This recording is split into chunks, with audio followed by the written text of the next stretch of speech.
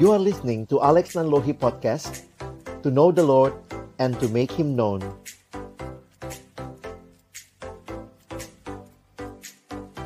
Sebelum kita membaca merenungkan firman Tuhan, mari kita berdoa.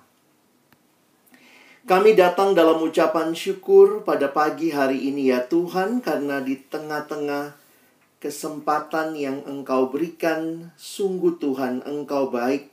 Engkau menyatakan kebaikan-Mu bagi kami. Kembali tahun ini kami merayakan kelahiran-Mu. Kami sadar betul di tengah-tengah kondisi yang tidak mudah ini, tapi kami percaya dan menikmati kasih dan penyertaan-Mu yang tiada berkesudahan di dalam kehidupan kami. Karena itu kami mau menyerahkan waktu ketika kami akan membuka firman-Mu. Bukalah juga hati kami. Jadikanlah hati kami seperti tanah yang baik, supaya ketika benih firman Tuhan ditaburkan itu boleh sungguh-sungguh berakar, bertumbuh, dan juga berbuah nyata di dalam kehidupan kami. Berkati baik hamba-Mu yang menyampaikan, setiap kami yang mendengar. Tuhan, tolonglah kami semua, agar kami bukan hanya menjadi pendengar-pendengar firman yang setia, tapi mampukan kami dengan kuasa pertolongan dari Roh-Mu yang kudus, kami dimampukan menjadi pelaku-pelaku firman-Mu di dalam kehidupan kami. Bersabdalah ya Tuhan, kami sedia mendengarnya. Di dalam satu nama yang kudus, nama yang berkuasa, nama Tuhan kami Yesus Kristus, yang kami rayakan kelahirannya hari ini, kami menyerahkan pemberitaan firman-Mu. Amin. Shalom, selamat pagi teman-teman sekalian. Saya bersyukur kepada Tuhan buat kesempatan ini, boleh sharing firman Tuhan dengan teman-teman sekalian. Dan senang juga ya melihat bukan hanya mahasiswa, tapi juga ada teman-teman alumni ya. Ada rekan saya juga, Dr. Gigi Helena. Saya nggak tahu nih, ini Melanie, apakah Melanie yang juga saya kenal begitu ya. Tapi bersyukur teman-teman boleh tetap mengenal alumni-alumni yang juga mengasihi kalian dan tentunya mendukung ya untuk pelayanan di FKG UI. Firman Tuhan hari ini kita sama-sama akan pikirkan, renungkan. Wah, ini kekinian banget ya. Kalian cari temanya. There is Jesus among us ya. Tentunya Among Us jadi satu game yang lagi sangat booming begitu ya. Saya nggak tahu teman-teman main apa tidak begitu. Tapi kata Among Us itu jadi satu kata kunci juga dalam kehadiran Kristus di dalam dunia ini. Nah, saya ingin mulai mengajak kita memikirkan tema ini di dalam kita melihat memang situasi dan realita yang tidak mudah ya. Saya pikir Corona yang menjadi pandemik ini sudah meluluh lantakkan banyak hal.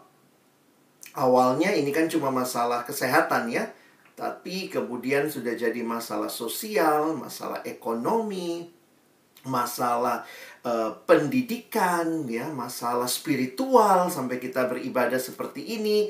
Jadi memang merayakan Natal di tengah pandemi ini satu situasi yang tidak mudah, tapi sekali lagi kita bersyukur ya, bahwa Tuhan hadir dan kehadirannya tidak dibatasi oleh ruang dan waktu. Kita yang mungkin kangen ya ketemuan satu sama lain, tapi kehadiran Tuhan pun saya pikir tetap menjadi hal yang bisa kita nikmati dalam situasi-situasi seperti ini ya. Teman-teman, saya ingin mulai dengan memberikan pertanyaan ini gitu ya. Setiap kali rayakan Natal, apa sih yang paling kita ingat pada saat merayakan Natal? Saya ingat sebuah tulisan dari seorang hamba Tuhan. Dalam satu artikel dia menuliskan merayakan Natal itu berbahaya. Kaget juga gitu ya. Alasannya kenapa? Dia mengulas di dalam artikelnya bahwa betapa banyaknya hal-hal yang menyertai Natal yang menjadi kemeriahan Natal.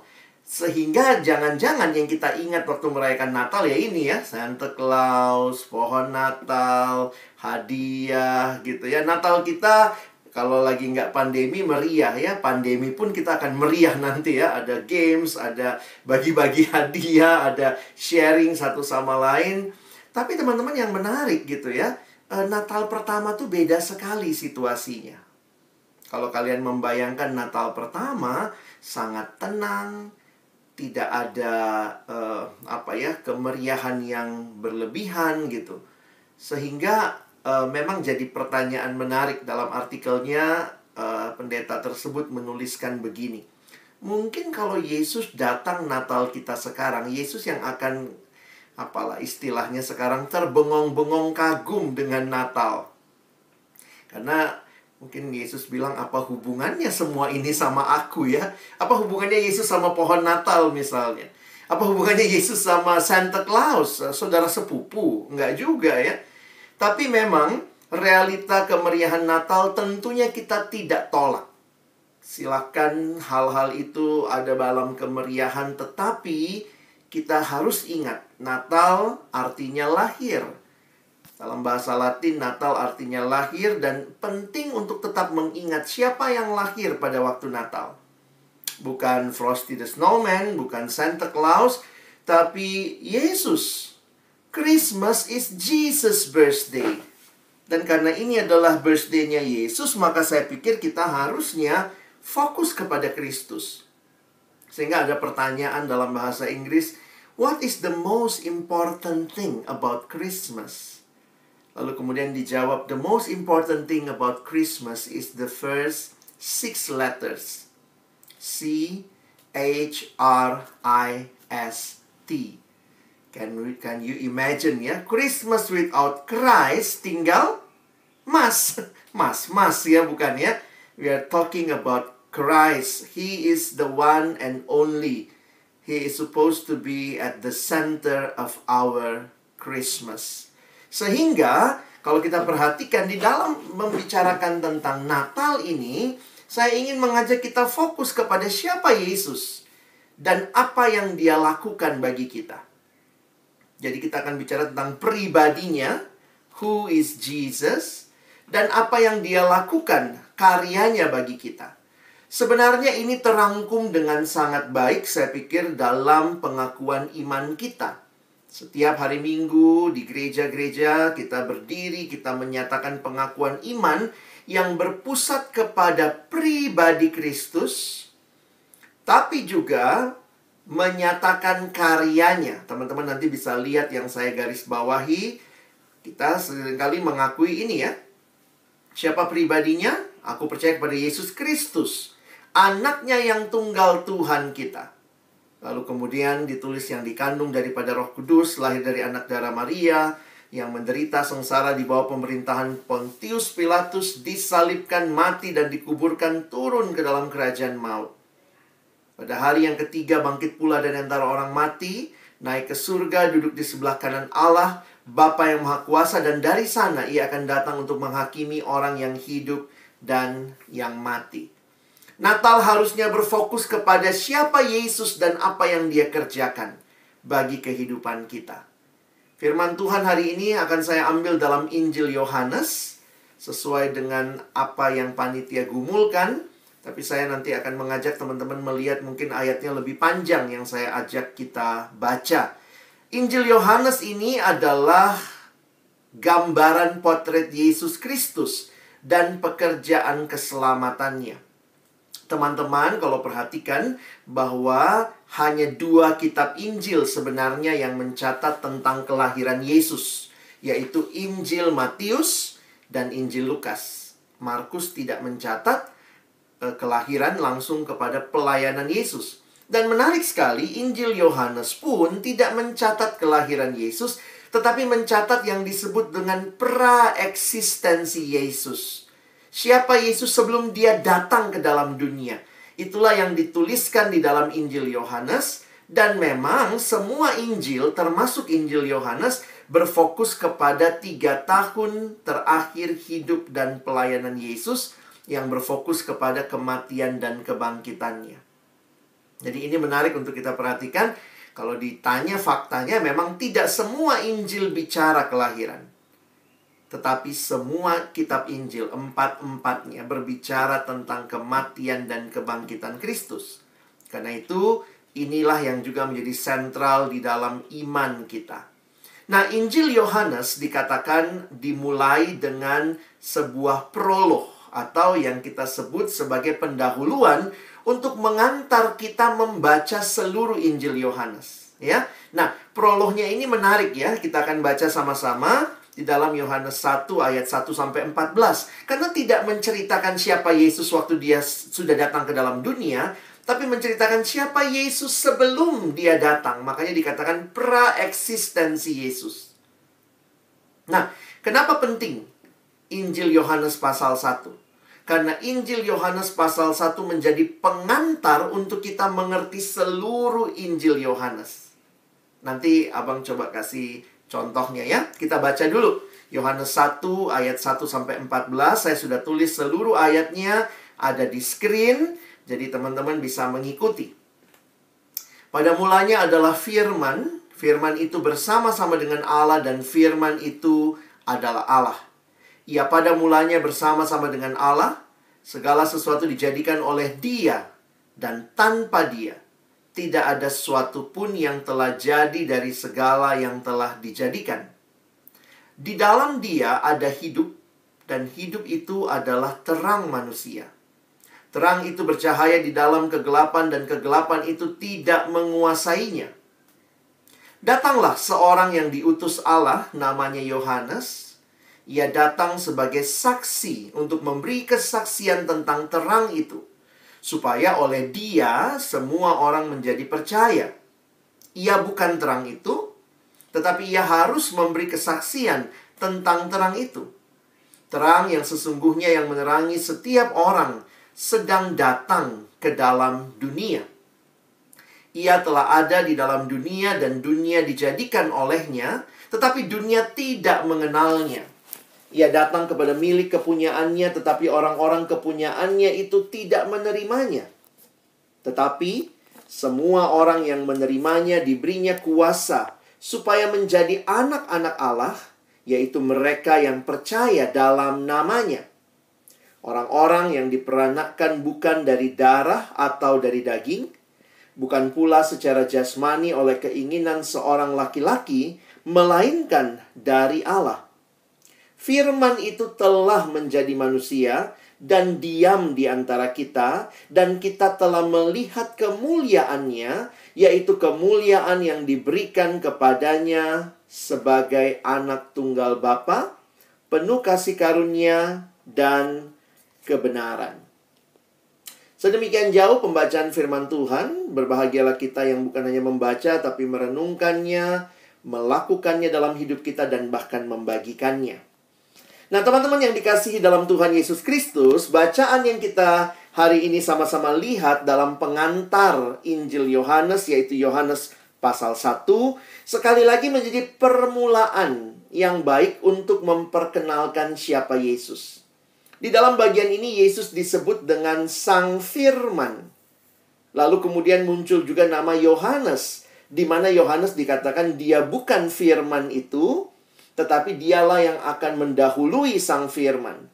Sehingga kalau kalian perhatikan di dalam Yohanes pasal 1, kalau nanti baca sampai bawahnya mungkin kira-kira sampai ayat 18, teman-teman bisa melihat strukturnya ya, bahwa di dalamnya diceritakan yang pertama tentang firman itu, yaitu Yesus, ayat 1-5. Nanti kemudian dia masuk kepada saksi. Siapa saksi itu? Yohanes. Ya, Yohanes Pembaptis itu saksinya, ayat 6 sampai ayat 9. Lalu nanti masuk lagi firman itu tentang Yesus lagi. Nah, kita hari ini kan cuma baca sampai ayat 14 saja ya. Tapi nanti kalau teman-teman lanjutkan ayat 14b sampai 18, nanti dia bicara lagi tentang Yohanes Pembaptis atau Sang Saksi. Jadi kita bertemu dengan Sang Firman dan Sang Saksi. Nah, kenapa ini penting teman-teman? Kenapa penting prolognya Injil Yohanes ini? Karena beginilah, saya kasih contoh ya. Teman-teman pasti pernah nonton superhero dong ya. Mungkin nontonnya apa? Spider-Man. Nah, kalau bicara Spider-Man kan orang nanya misalnya gitu ya. Kalau teman-teman belum pernah nonton Spider-Man, maka pasti kita akan bertanya-tanya gitu. Kenapa dia bisa jadi Spider-Man? dia awalnya kayak apa nih gitu ya. Sehingga biasanya di dalam serial superhero biasanya ada sequelnya. Dan salah satu sequelnya sekarang itu biasanya membahas origin, asal mula. Misalnya, kenapa Spider-Man itu bisa nempel di tembok? Nah dulu kan jadi biasanya dibikin sequel. Nah sekarang sequel juga suka kebalik ya. Udah seri keberapa tapi justru bicara awalnya begitu ya. Bisa begitu. Nah sehingga kira-kira begini ya. Fungsi daripada awal Injil Yohanes seperti memberikan kepada kita gambaran awalnya siapa Yesus ini. Ya, siapa Yesus ini? Jadi sama seperti kita nonton film superhero, kira-kira dikasih tahu sama kita siapa Spider-Man ini sebelum dia jadi Spider-Man gitu ya. Mungkin kalau kita ingat ya, dia ternyata tergigit oleh laba-laba yang menjadi percobaan di sebuah laboratorium. Laba-laba yang bermutasi gen dan seterusnya menggigit dia sehingga dia akan, ya dia jadi bisa nempel di tembok. Dia bisa keluarin jaring dari tangannya. Jadi kalau kita sudah tahu awalnya, saya pikir nggak gini ya, pas lagi nonton, ih kok nempel di tembok? Itu pasti nggak nonton awalnya atau nggak tahu awalnya. Tiba-tiba, ih kok tangannya keluar jaring? Saya pikir orang yang nonton kayak begitu pasti bikin kesel ya. Weh, nonton awalnya dulu. Kenapa dia bisa seperti itu? Jadi, fungsi dari Yohanes 1 ini memberikan awal kepada kita. Memberikan permulaan siapa Yesus. Sehingga waktu nanti kalau kita baca Injil Yohanes misalnya, kita baca Yohanes pasal 2. Yesus mengubah air menjadi anggur di Kana. Di pernikahan di Kana. Kita jadi nggak nanya, ih kok bisa gitu ya. Nah itu jawabannya ada di Yohanes 1. Nanti baca lagi misalnya, ih Yesus menyembuhkan orang yang buta. Yesus menyembuhkan orang yang lumpuh. Jadi istilahnya gini, jangan nanya lagi tiba-tiba, ih kok bisa gitu ya. Atau nanti sampai di pasal 11 waktu dikatakan Yesus membangkitkan Lazarus. Penulis Injil Yohanes sudah mengantisipasi semua itu dengan memberikan pengantar. Lihat loh, ini yang akan saya ceritakan. Tokoh ini yang akan saya ceritakan. Jangan heran dia bisa mengubah air jadi anggur. Jangan heran dia bisa menyembuhkan orang yang buta. Jangan heran dia bisa membangkitkan orang mati. Karena apa? Jawabannya ada di pasal 1. Ya, jadi jangan jadi penonton yang bikin kesel ya. Ih, kok bisa? Kok bisa gitu ya. Sekarang kita dikasih tahu. Kenapa bisa? Siapakah pribadi Yesus? Dan apa yang kemudian menjadi karyanya bagi kita. Nah, kita mulai dulu dengan pribadi Yesus ya. Nah, teman-teman lihat sebentar. Bahwa dalam pasal pertama Injil Yohanes menyatakan bahwa Yesus adalah Sang Firman Allah itu. Jadi cara Yohanes menunjukkan pada mulanya adalah firman dan itulah Yesus. Firman itu bersama-sama dengan Allah dan firman itu adalah Allah. Nah, coba kita perhatikan apa sih yang dimaksud waktu dikatakan di pasal 1, teman-teman lihat ya. Jesus is called God. Jadi sebenarnya waktu dikatakan firman itu adalah Allah, firman itu bersama-sama dengan Allah, Yohanes dalam bahasa kita sedang menyatakan bahwa Yesus ini Allah. Ayo lihat sama-sama, dia ini Allah. The view that Jesus is divine as the word is explained in many ways di dalam Yohanes 1. Jadi sesudah dia bicara Yesus adalah Allah dalam ayat pertama, dia berusaha menjelaskan sifat-sifat Allah yang ada dan nampak dalam pribadi Yesus. Apa saja? Pertama, ayat yang kedua ya. Pada mulanya adalah firman, firman itu bersama-sama dengan Allah. Waktu dikatakan, He was in the beginning with God. Artinya, Yohanes lagi mau bilang, Yesus ini kekal. Sebagaimana Allah adalah kekal. Ya. Jadi Yesus disebut Allah ya karena dia memiliki kekekalan. Dia pada mulanya bersama-sama dengan Allah. From the beginning. Lalu nanti baca lagi ayat yang ketiga ya. Ayat yang ketiga mengatakan, Kalau kita lihat di dalam terjemahan bahasa Indonesia, mengatakan segala sesuatu dijadikan oleh Dia. Who is Jesus? Kalau Dia menjadikan segala sesuatu dan dituliskan tidak ada sesuatu pun yang telah jadi dari segala yang telah dijadikan, maka He is also creator. Jesus, the Word, is presented as creator of all things. Dia bukan hanya kekal, Dia pencipta, lalu kemudian nanti ayat 4 dan 5. Waktu kita perhatikan ayat 4 dan 5, teman-teman bisa lihat ayatnya dikatakan, di dalam Dia, di dalam Sang Firman, Yesus ada hidup, dan hidup itu adalah terang manusia. Dan gambaran hidup dan terang, ini favoritnya Injil Yohanes, dia mengatakan ayat 5, terang itu bercahaya di dalam kegelapan, dan kegelapan itu tidak menguasainya. Sehingga ayat yang keempat dan kelima sedang berbicara Yesus sebagai the source of life. In Him was life, and the life was the light of man. Jadi gimana ini ya? Dia Allah, karena Dia kekal, karena Dia pencipta, karena Dia sumber hidup. Nah, itu yang sebenarnya sedang mau disampaikan oleh Yohanes waktu dia menuliskan prolognya. Hai teman-teman, kalau nanti kamu baca, kenapa Dia bisa membangkitkan orang mati? Jangan tanya lagi. I already gave you the answer because He is the source of life. Start from the beginning of my gospel. Jadi John presents Jesus from the start as God, creator, giver of life, who came to earth to live among humanity. Nah ya, jadi kalau kita perhatikan juga bahwa nantinya apa yang jadi tujuannya Yohanes mencatat Injilnya, supaya kita tahu bahwa Dia adalah sungguh-sungguh Allah. Nah, kira-kira sampai di situ kita melihat bahwa Yesus adalah Allah pencipta, sumber hidup, Dia adalah kekal. Nah, di ayat yang ke-14, perhatikan. Ya, di ayat yang ke-14, ayat yang seringkali dikutip waktu Natal, firman itu yang sudah dijelaskan tadi, ya, kalau pakai bahasa Yohanes, firman yang saya katakan Dia adalah terang, Dia adalah pencipta, Dia adalah sumber hidup. Firman itu yang adalah Allah menjadi manusia. Telah menjadi manusia, dan bukan cuma jadi manusia, diam di antara kita. Sebenarnya apa yang mau disampaikan? Yesus sungguh-sungguh manusia. Dia bukan jadi-jadian, teman-teman ya. Bukan. Dia menjadi manusia. Wah, ini sesuatu di luar kemampuan nalar kita.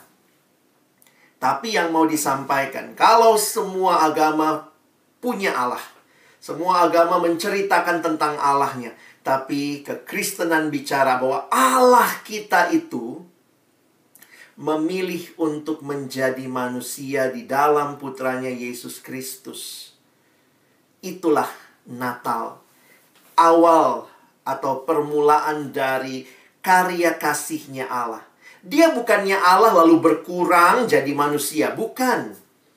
Tetapi Dia Allah, lalu kemudian jadi manusia. Sehingga Yesus adalah Allah sejati sekaligus manusia sejati. Sehingga waktu kita membaca dalam Injil Yohanes misalnya, waktu dikatakan Yesus haus di Yohanes pasal 4, saya pikir orang-orang akan nggak bertanya, ih kok bisa haus? Ya karena Dia juga manusia, gitu ya. Waktu kita baca, kenapa Dia bisa membangkitkan orang mati? Ya karena Dia Allah. Tapi kemudian kita lihat sebelum membangkitkan Lazarus, Yesus melihat batu itu, lalu Yesus menangis. Loh, kok Dia bisa nangis? Karena Dia juga manusia. Jadi teman-teman, inilah kepentingan awal dari Injil Yohanes, memberikan prolog kepada kita bahwa yang akan kita baca sepanjang kitab Injil itu adalah pribadi yang Allah sejati dan manusia sejati. Apa yang Dia lakukan dengan menjadi manusia? Mungkin ini yang penting buat kita ya. Karena Tuhan Yesus kan jadi Allah, jadi manusia. Emangnya apa sih tujuannya? Disinilah kita belajar apa karyanya Yesus jadi manusia. Emangnya Yesus datang ke dunia apa? Studi tour, studi banding. Aduh, kurang kerjaan di surga gini-gini aja. Jalan-jalan ke bumi gitu ya. Saya pikir dia tidak sedang iseng, teman-teman. Tetapi dia punya karya yang dia genapkan. Dan itu digambarkan dengan sangat indah juga di bagian awal Injil Yohanes. Dikatakan terang itu bercahaya di dalam kegelapan dan kegelapan tidak menguasainya. Memang kemudian dijelaskan tentang Yohanes Pembaptis. Itulah lanjutannya ayat 6 sampai ayat 8. Tapi bagi saya, penjelasan tentang Yohanes ini justru juga memberikan kita pemahaman tentang siapa Yesus yang disaksikan oleh Yohanes. Datanglah seorang yang diutus Allah, namanya Yohanes. Ia datang sebagai saksi untuk memberikan kesaksian tentang terang itu. Supaya oleh dia, oleh Yohanes, semua orang menjadi percaya. Ini kata kunci juga dalam Injil Yohanes. Lalu perhatikan kalimatnya, Yohanes bukan terang itu. Tapi ia harus memberi kesaksian tentang terang itu. Dan dituliskan di ayat 9, terang yang sesungguhnya yang menerangi setiap orang sedang datang dalam dunia. Kalau teman-teman membaca Injil Yohanes, kalian akan bertemu dengan dua, atau ini istilahnya disebut sebagai, dalam teologi disebut sebagai dialektika. Ya, ini khasnya Injil Yohanes ya. Misalnya dia selalu ngomong terang, gelap, hidup kekal, binasa gitu ya, dosa, kebenaran. Nah itu yang disebut dalam Injil Yohanes dialektika, selalu muncul dua sisi ini. Jadi ketika digambarkan tentang hal ini, apa yang sedang ditegaskan, ini yang ayat 4 dan 5 tadi. Di dalam dia ada hidup, dan hidup itu adalah terang manusia. Emangnya ada apa sih? Kenapa perlu terang? Terang itu bercahaya dalam kegelapan dan perhatikan, kegelapan itu tidak menguasainya. Teman-teman yang kekasih dalam Tuhan, kehadiran Yesus di dalam dunia bukan cuma sedang datang lagi studi tour, studi banding, jalan-jalan, pengen lihat mall. No. Tapi ada satu hal yang sangat mengerikan, yaitu kegelapan. Yang kemudian kehadirannya itu memberikan pengharapan, memberikan cahaya karena dosa begitu gelap, begitu mengerikan. Tidak heran kalau kita membaca di dalam Alkitab, kita melihat upah dosa ialah maut. Teman-teman, ini pergumulan seluruh manusia. Actually, this is the real pandemic. Teman-teman, siapa yang berdosa? Alkitab berkata semua manusia berdosa. Corona masih lebih mild lah dalam hal ini ya, karena memang sedunia kena, tapi kan nggak semua orang. Tapi kenapa kita bilang sedunia? Karena hampir di setiap tempat di dunia ini ada yang kena.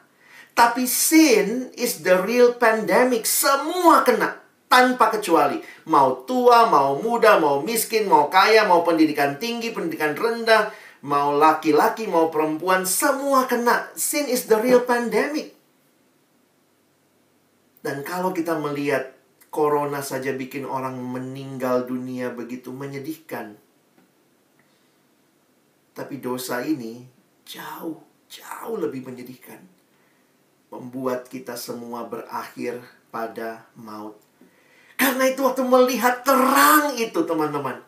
Wow, saya ingat lagi ya. Coba lihat ayat ini ya. Saya coba hayati ya. Dalam dia ada hidup, dan hidup itu adalah terang manusia. Dan terang itu bercahaya di dalam kegelapan. Dan perhatikan, kegelapan itu tidak menguasainya. Memang menarik kalau kita bicara dialektika dalam Injil Yohanes. Kadang-kadang muncul dalam bahasa Indonesia juga ya. Coba kalau kamu ditanya, apa lawannya gelap?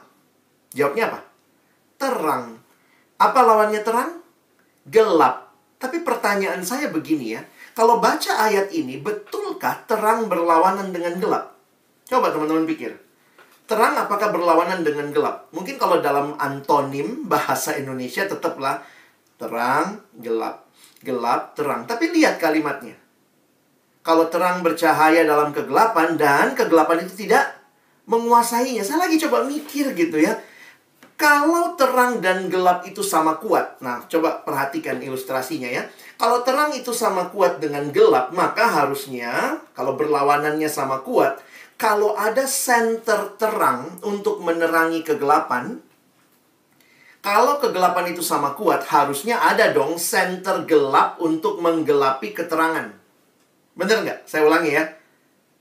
Kalau benar terang sama gelap itu berlawanan sama kuat, harusnya ada senter terang untuk menerangi kegelapan, lalu nanti harusnya ada dong lawannya, senter gelap untuk menggelapi keterangan. Tapi begitukah yang terjadi? No. Abang punya ilustrasi ya, nanti kalian coba simpulkan. Ini cerita tentang gua. Bukan gue, goa ya. Ini cerita tentang goa ya. Jadi bayangkan begini ya, di satu waktu ada sebuah gua yang tinggal di dasar bumi yang gelap dan dingin. Nah ini cerita lah. Lalu gua ini satu waktu dapat undangan teman-teman dari sahabatnya matahari. Dan matahari itu tinggal di permukaan bumi. Matahari mengundang gua, karena gua belum pernah naik ke permukaan bumi. Matahari mengundang gua, datanglah ke tempatku, aku akan tunjukkan keindahan di permukaan bumi. Hari yang disepakati tiba, gua pun pergi menemui matahari yang tinggal di permukaan bumi. Dan pertama kalinya gua kagum. Dia ditunjukkan keindahan seluruhnya di permukaan bumi. Matahari ajak gua jalan-jalan. Nah, sore menjelang, gua harus kembali ke rumahnya di dasar bumi yang gelap dan dingin. Nah, kemudian, saking terpesonanya dengan semua yang dia lihat, gua merasa berhutang budi kepada matahari. Akhirnya dia mengirimkan undangan balasan. Ya, dia kirim undangan balasan, Mat, gitu ya. Mat, matahari, datanglah ke rumahku. Menarik sekali, matahari juga memang sudah lama pengen ke rumahnya gua. Karena matahari penasaran, ya, dia belum pernah lihat kegelapan. Jadi kemudian gua bilang, datanglah ke rumahku, aku akan tunjukkan apa yang kamu pingin lihat. Hari yang disepakati tiba. Kemudian matahari datang mengunjungi gua di rumahnya di dasar bumi yang gelap dan dingin. Matahari tiba, wah gua senang, matahari memenuhi undangannya. Lalu kemudian gua mengajak matahari keliling di dalam rumahnya. Dia ajak matahari keliling sambil ngobrol. 5 menit matahari masih tahan. 10 menit matahari masih tahan. 15 menit akhirnya matahari udah gerah nih, nggak tahan lagi ya. Akhirnya matahari bilangnya, gua berhenti. Sebenarnya kan waktu saya nggak banyak nih gua ya. Saya kan datang ke sini, saya mau tagih janjimu. Kamu bilang akan tunjukin saya kegelapan. Dari tadi kita udah muter-muter 15 menit. Mana kegelapan itu? Did you get my point? Teman-teman lihat kan? Terang itu nggak berlawanan dengan gelap. Karena seperti ayat yang ke-4 dan 5 ini mengatakan kalau terang itu bercahaya di dalam kegelapan, kegelapan itu tidak menguasainya. Karena apa itu gelap? Sederhana ya. Gelap itu ketiadaan terang. Benar ya? Apa itu gelap? Ketiadaan terang. Karena ketika ada terang, gelap itu pergi. Kegelapan tidak bisa menguasai terang. Jadi kalau bicara skor, terang sama gelap itu bukan satu sama, teman-teman. Jangan pikir ini satu sama. Ini 1-0 gitu ya, kalau pakai, atau mungkin 1000-0 ya. Karena poin saya adalah Allah menggambarkan dirinya sebagai terang dan dosa itu kegelapan, iblis itu kegelapan. Tuhan dan iblis itu bukan satu sama. Jangan kau pikir Tuhan sama iblis satu sama. Oh, Tuhanku kuat juga lawannya si iblis. Tidak, iblis sudah dikalahkan. Tuhan jauh lebih kuat dari si iblis. Jadi, kalau kita perhatikan tuh teman-teman ya, waktu saya menghayati gambaran ini, betul, dosa itu membawa kami kepada maut. Tetapi ketika terang itu datang, wow, itu satu hal yang luar biasa di dalam kita merayakan Natal. Karena terang itu bercahaya dan kegelapan itu tidak menguasainya. Lihat kalimat ini. Matius 1 ayat 21, kalimat malaikat kepada Yusuf waktu Yusuf berniat menceraikan Maria diam-diam. Malaikat mengatakan kepada Yusuf, jangan ceraikan Maria ya. Karena ia, yaitu Maria, akan melahirkan anak laki-laki. Dan engkau, Yusuf, akan menamakan dia Yesus. Karena dialah yang akan menyelamatkan umatnya dari dosa mereka. Yesus jelas datang untuk menyelesaikan pergumulan dosa kita. Dia Allah yang jadi manusia supaya menyelesaikan pergumulan dosa kita. Dosa masalah kita. Tapi bukan dari kita solusinya. Sin is our problem. But the solution is from God. Jesus Christ is the God solution for our sin. Sehingga waktu kita mencari arah dalam kehidupan kita, searching for answer to life, Jesus, you have found Him.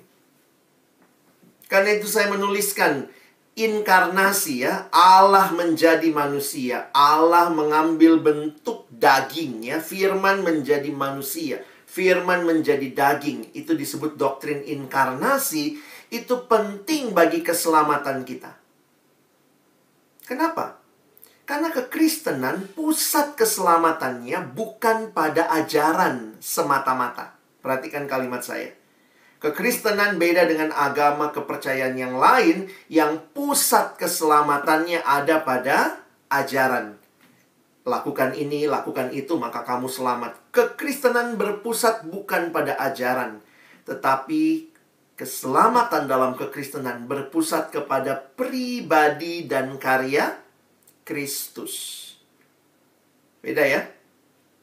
Semua agama bicara apa yang saya harus lakukan supaya saya selamat. Kekristenan berbicara apa yang Yesus lakukan supaya saya selamat. Loh, kok bisa?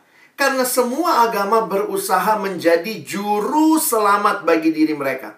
Apa yang perlu saya lakukan supaya selamat? Maka lihat, keselamatan dalam kepercayaan lain adalah percaya pada kemampuan diri saya untuk menyelamatkan diri saya. Karena itu semua bicara keselamatan, tapi sebenarnya siapa juru selamatnya? Saya. Kekristenan tidak. Kita berkata, saya nggak sanggup selamatkan diri saya.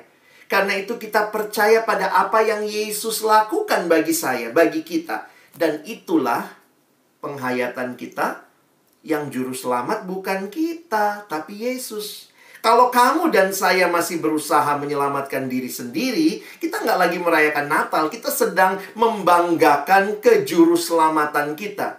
Tapi ketika kita merayakan Natal dengan penghayatan, wow, saya tidak sanggup, dosa begitu menguasai, tapi terang itu datang. Terang itu bukan dari dalam diri kita, tapi dari Allah. Dan dia Allah jadi manusia. Dia harus manusia. Dia harus Allah. Kenapa? Kita lihat penjelasan teologisnya ya. Jika Yesus bukan sepenuhnya manusia, maka ketaatannya di tempat kita, kan Yesus menggantikan kita ya, nggak bermakna dong. Demikian juga kematiannya sebagai ganti kita, tidak bermakna. Kemanusiaan Yesus membuat dia sanggup menjadi pengantara antara Allah dan manusia, yaitu manusia Kristus Yesus. Yesus harus sepenuhnya manusia, karena yang dia mau tebus adalah manusia. Tapi Alkitab juga mengingatkan bahwa keselamatan itu sumbernya bukan manusia kan? Tapi dari Allah. Karena itu kita pun harus melihat Yesus perlu sepenuhnya Allah. Karena jika Yesus bukan sepenuhnya Allah, dia tidak akan bisa menanggung seluruh hukuman dosa bagi seluruh dunia. Dan jika dia tidak menanggung seluruh hukuman dosa dunia sebagai orang yang tidak berdosa, tidak akan ada pembayaran yang sah atas dosa siapapun. Dan kalau begitu tidak ada seorang pun yang selamat. Jadi teman-teman, indah sekali ya. Injil Yohanes pasal 1 memberikan gambaran kenapa Allah harus jadi manusia. Supaya waktu dia mati di kayu salib kita bisa bilang, yes, kematiannya menggantikan kita. Karena yang mati adalah manusia. Yesus sepenuhnya manusia. Tapi dia bukan hanya manusia, dia juga Allah. Nah, ini misteri ilahi yang tidak bisa kita pahami sepenuhnya dengan pikiran kita yang terbatas, tapi bisa kita hayati dan alami kuasa dan anugerahnya. Itulah respon yang digambarkan bagi kita. Di ayat 10 dan 11, kalau kalian perhatikan, Ia, Yesus, Sang Firman, telah ada di dalam dunia dan dunia dijadikan olehnya, tetapi dunia tidak mengenalnya. Demikian yang dituliskan oleh Yohanes di bagian awal ini. Dituliskan ia datang kepada milik kepunyaannya, tetapi orang-orang kepunyaannya itu tidak menerimanya. Kita tahu itulah orang-orang Yahudi yang menolak Yesus. Tapi, nah perhatikan ya, teman-teman di Alkitab tuh kalau ada kata tetapi, perhatikan belakangnya ya.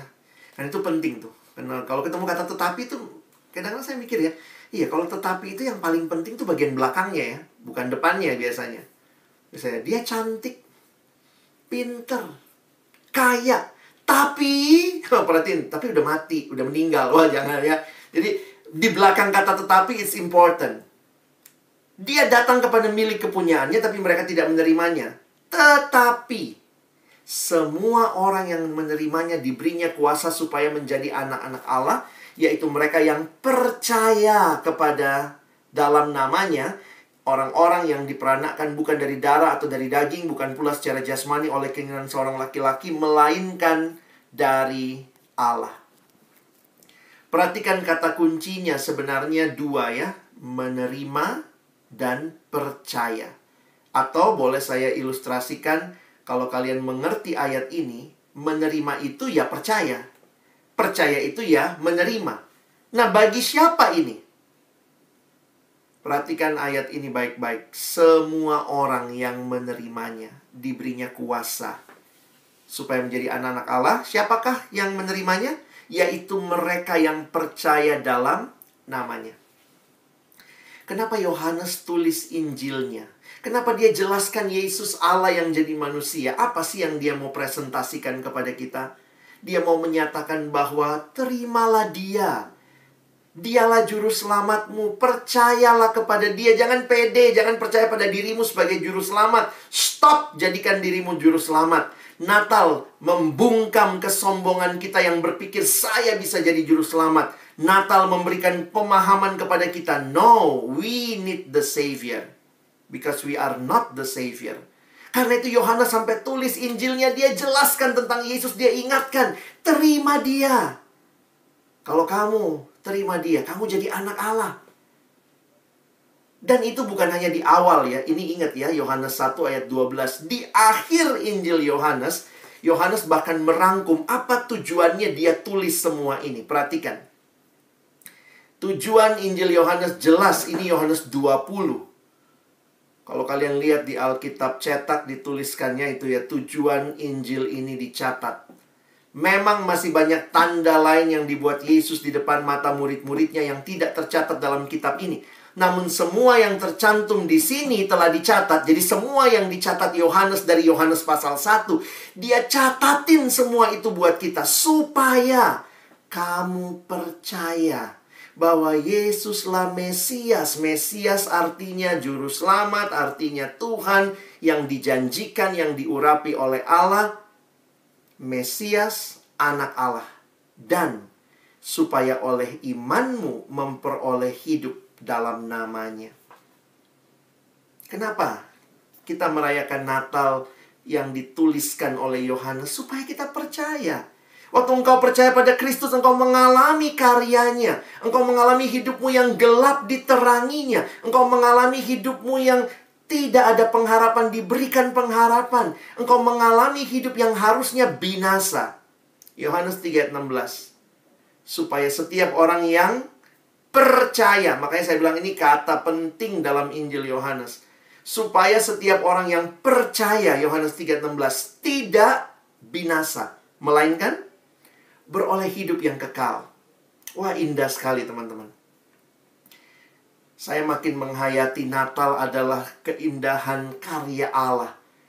Tapi kiranya kita pun meresponinya dengan percaya. Betul, dialah Tuhanku, dialah juru selamatku, dialah yang menyertai aku, Immanuel, di dalam pergumulan hidupku. Dia tidak pernah meninggalkan aku. Responnya apa? Tuhan mau kita percaya dan alami hidup kekal. Jadi teman-teman, bagaimana seharusnya kita merayakan Natal? banyak pernak-pernik yang berbahaya mengalihkan fokus kita. Tapi saya ingat lagu ya, kita suka nyanyi, hai dunia, gembiralah dan sambut rajamu. Di mana kita sambut dia? Di hatimu, terimalah. Bagaimana merayakan Natal? Ya ayo, prepare your heart for Christmas. Tanya lagi nih, saya udah buka hati nggak untuk Tuhan Yesus sebagai Tuhan dan Juru Selamatku satu-satunya? Christmas is not so much about opening presents as opening our hearts. Seperti sebuah pujian yang saya sedang senang sejak di PO kami kenal ini ya. Dalam generasi yang lalu juga sering dinyanyikan. Hampir setiap Natal pernah booming sekali lagu ini ya. Christmas isn't Christmas till it happens in your heart. Somewhere deep inside you is where Christmas really starts. So give your heart to Jesus. You'll discover when you do that Christmas really Christmas for you. Natal hanya akan menjadi Natal yang indah kalau terjadi di hati kita. Kalau Natal cuma bawa perubahan berat badan gitu ya, dari yang kurus karena pandemi plus Natal tambah gendut, that is not the real Christmas. Kan lagunya ganti kalau gitu ya. Hai dunia gembiralah dan sambut makanan di perutmu, terimalah. That is not the Christmas. Buka hati, terima Yesus. Alami karyanya. Dan kalau dia ada di dalam hidup kita, perhatikan kalimat ini. Yesus berkata, aku telah datang ke dalam dunia sebagai terang, supaya setiap orang, ingat sekali lagi, ini Injil Yohanes, buzzwordnya, kata kuncinya, yang percaya kepadaku. Supaya apa? Jangan tinggal dalam kegelapan, teman-teman. Paulus menggambarkan ini perubahan identitas. Lihat caranya Paulus menulis ya. Di dalam kitab Efesus, dia kalimatkan dengan indah. Memang dahulu kamu adalah kegelapan, tetapi sekarang kamu adalah terang di dalam Tuhan. Sebab itu hiduplah sebagai anak-anak terang. Karena terang hanya berbuahkan kebaikan, keadilan, dan kebenaran. Dan ujilah apa yang berkenan kepada Tuhan. Dia lanjut ayat 11. Janganlah turut mengambil bagian dalam perbuatan-perbuatan kegelapan yang tidak berbuahkan apa-apa. Kalau terang ada buahnya, kegelapan nggak ada buahnya, nggak berbuahkan apa-apa. Tetapi sebaliknya, telanjangilah perbuatan-perbuatan itu. Kenapa? Karena terang punya fungsi yang aktif, bisa menerangi. Sebab menyebutkan saja pun yang dibuat oleh mereka di tempat-tempat yang tersembunyi telah memalukan. Tapi segala sesuatu yang sudah ditelanjangi oleh terang itu menjadi nampak, sebab semua yang nampak adalah terang. Ya sama ya, terang sama gelap nggak berlawanan. Kalau terang ada, tampak semua. Saya pikir ayo sama-sama kita benar-benar hidup jadi anak terang. Jangan lagi tinggal dalam dosa. Itu yang Yesus selesaikan waktu dia datang ke dalam dunia. Sehingga kalau kita masih bergumul dengan dosa, itu pergumulan seumur hidup. Tapi mari kita bangkit, bukan terus-menerus tinggal diam di dalam dosa. Yesus datang among us as light, so we will never stay in our sin. Hiduplah sebagai anak-anak terang. Ada lagu Indonesia itu ya, tetaplah menjadi bintang di langit gitu ya. Saya pikir dia apa kutip Alkitab, tapi salah ngutip kali ya. Ayatnya bukan begitu ya. Coba lihat Filipi 2 ayat 15 ya. Supaya kamu tiada beraib dan tiada bernoda sebagai anak-anak Allah yang tidak bercela di tengah-tengah angkatan yang bengkok hatinya dan yang sesat ini. Sehingga kamu bercahaya di antara mereka seperti... Wah, ini menarik ya, bukan tetaplah menjadi bintang di langit. Jadi bintang-bintang di dunia. We need to be God's light in this world. Kenapa kita adanya di dunia kok bukan di langit ya? Karena itu mari hidup berbeda dengan dunia. Punya perbedaan. Cara belajarmu kalau kamu mengalami, saya anak Allah. Apa bedanya? Bagaimana engkau belajar mempersiapkan, memberikan yang terbaik kepada Tuhan. Belajar bagi kemuliaan Tuhan. Bukan cuma belajar kalau mau ujian, belajar untuk tes aja. Tapi benar-benar belajar bagaimana supaya melalui profesimu nanti Tuhan pakai kau jadi berkat bagi banyak orang. Caramu bergaul menunjukkan kamu bukan anak-anak yang mengikuti pergaulan yang salah. Ikut apa yang Tuhan mau. Kalau kamu sudah pacaran, cara berpacaranmu juga berbeda.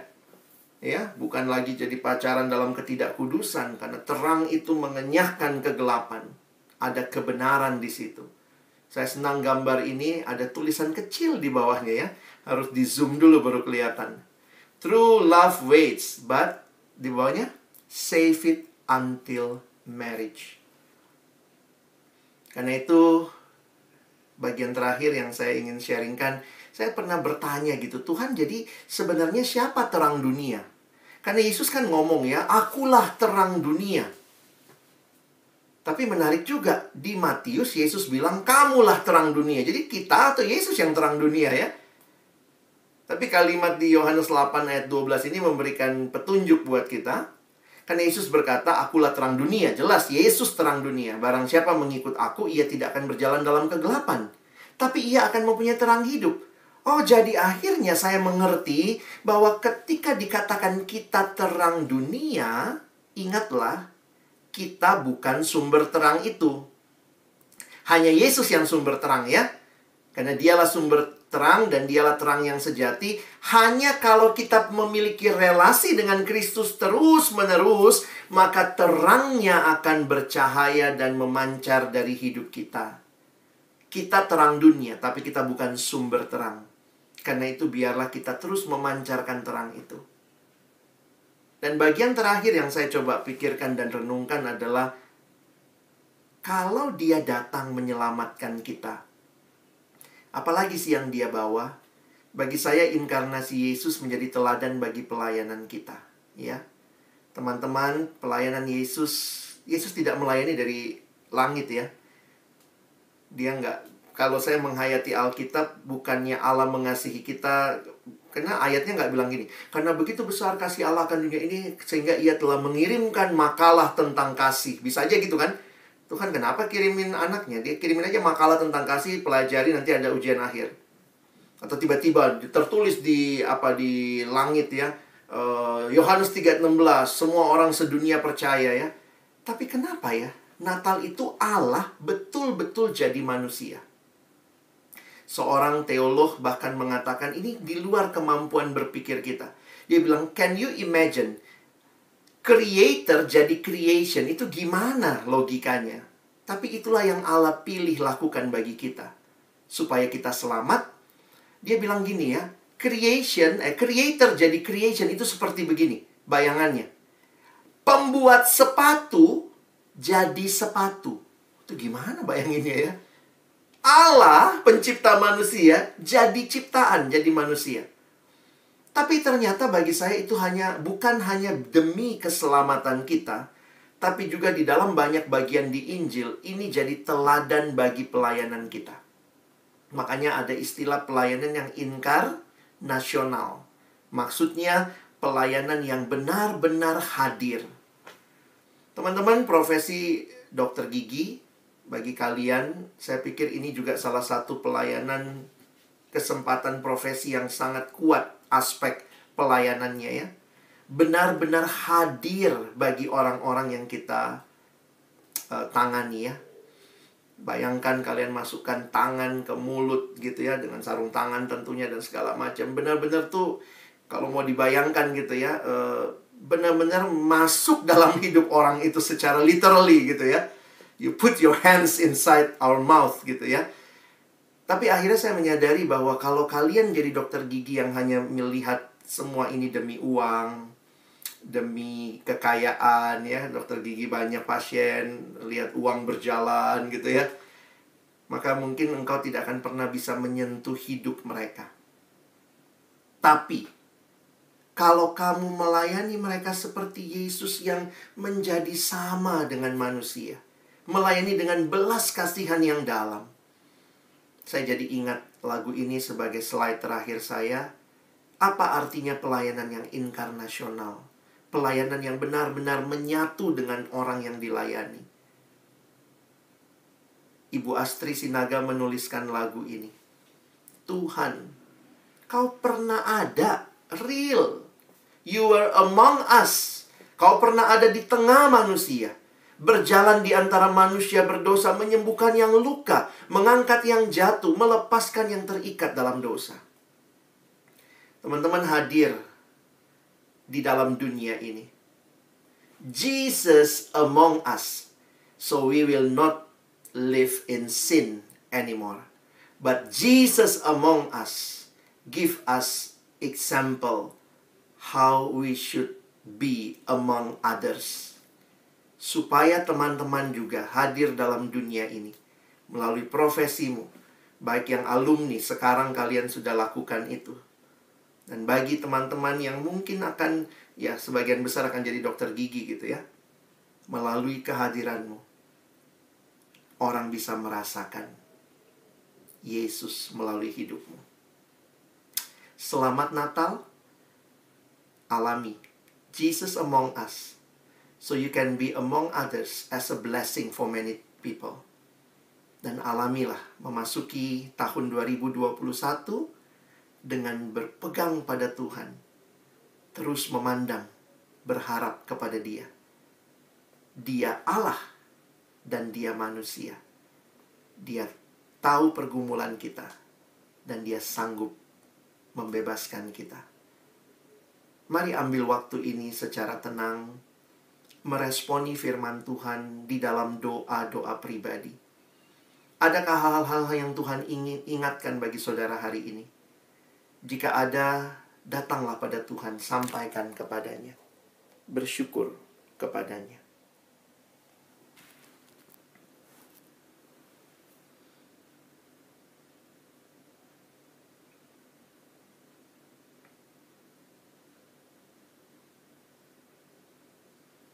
Dalam waktu tenang ini,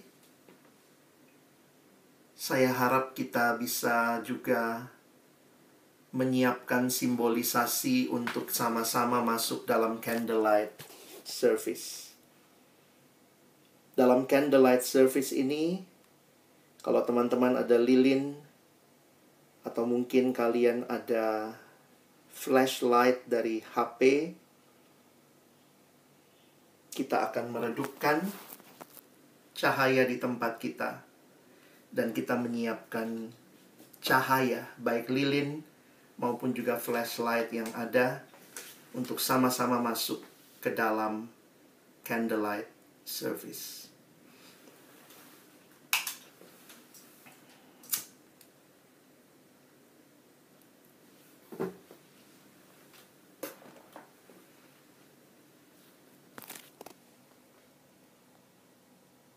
Yesaya pasal yang ke-9. Bangsa yang berjalan di dalam kegelapan telah melihat terang yang besar. Mereka yang diam di negeri kekelaman, atasnya terang telah bersinar. Yesus yang lahir membawa terang, supaya engkau dan saya tidak lagi hidup di dalam kegelapan, tapi boleh menjadi saksi Tuhan, menyaksikan terang itu. Dan akhirnya, orang boleh datang dan melihat terang yang sejati. Jika memungkinkan, silakan nyalakan cam saudara. Angkatlah lilin atau flashlightmu. Pujian Malam Kudus akan menolong kita merefleksikan kehadiran kita menjadi terang di dunia ini. Mari merenungkan pujian ini.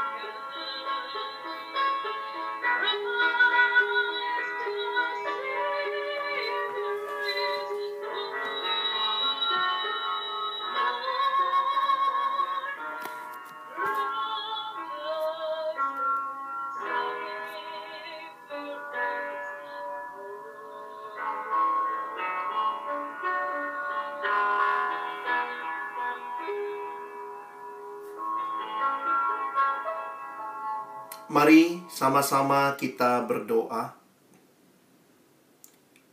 Ya Tuhan, yang kami rayakan kelahiran-Mu hari ini, kami datang dalam ucapan syukur kepadamu. Terima kasih karena terang yang menerangi kegelapan itu telah datang ke dalam dunia. Dan setiap kami yang menerima Engkau, kami menjadi anak-anak Allah, yang di dalamnya kami boleh hidup bagi Allah dan juga jadi berkat bagi sesama.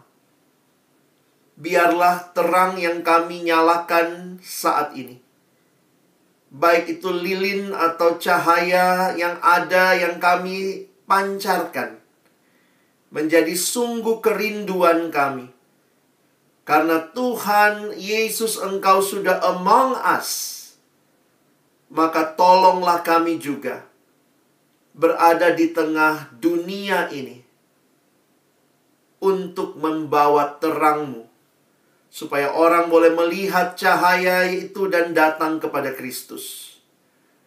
Tolong kami yang mungkin masih bergumul dengan dosa-dosa tertentu yang begitu sulit kami tinggalkan, sangat kami cintai. Tapi biarlah kalau kami alami terang yang ilahi itu hadir di hati setiap kami, dan kami dibimbing oleh firman-Mu hari demi hari yang kami baca dan renungkan. Karena firman-Mu juga adalah terang, pelita bagi kaki kami, terang bagi jalan kami di tengah dunia yang gelap ini. Kami pada akhirnya boleh jadi anak-anak yang memuliakan Tuhan melalui kehidupan kami. Sekali lagi, biarlah Natal tahun ini kami maknai dengan sungguh-sungguh percaya pada Kristus dan hidup hanya bagi Kristus. Kami bersyukur, berterima kasih. Tolong kami Tuhan, bukan cuma jadi pendengar firman yang setia, mampukan kami jadi pelaku-pelaku firman-Mu. Dalam nama Tuhan Yesus kami bersyukur, kami berdoa. Amin. Silakan boleh mematikan lilin.